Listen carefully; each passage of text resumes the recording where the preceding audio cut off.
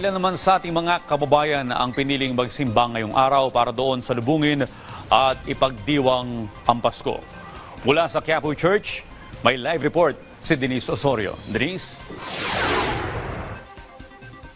Yes, Audrey, ngayong araw ng Pasko, maaga pa lang nagsipuntahan na ang mga tao dito sa Quiapo Church upang ipagdiriwang ang kapanganakan ni Jesucristo. Alas 5 pa lang ng madaling araw, nagsimula na ang mga misa ng Basilika at Dambana ni Jesus Nazareno o mas kilala bilang Quiapo Church. Taimtim at sagrado ang selebrasyon ng bawat misa at walang ibang bida ngayong araw. Ayon kay Hijos de Nazareno na si Joseph Barcica, tuloy-tuloy lang ang daloy ng mga parokyano kahit na masama ang panahon. Yun nga lang, manipis ngayon ang dating ng tao. Ang dati punuan ang loob ng simbahan, ngayon wala ng pila sa labasan.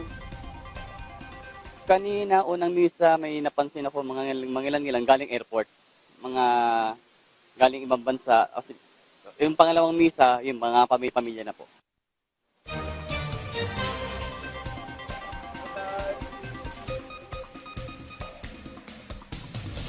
Audrey, kapansin-pansin nga na halos kalahati ang nawalang mga parokyano ngayong taon kumpara sa nakaraang taon.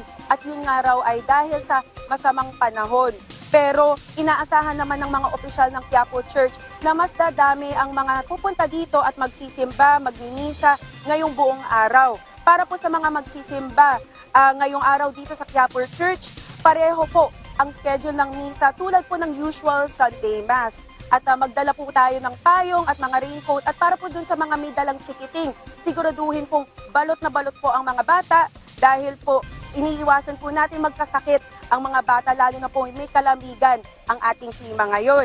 Gusto rin po ipaabot ng mga Hijos de Nazareno na sa December 30 po ay mayroong pong procession or Thanksgiving procession ng alas 11 ng gabi. So kung pupunta po tayo dito, aga-agahan po natin ng konti at posible pong maging traffic o mabigat po ang daloy ng trapiko. Yan ang pinakahuling balita mula rito sa Quiapo Church. Balik sa iyo, Audrey. Maraming salamat at Merry Christmas sa iyo, Denise Osorio.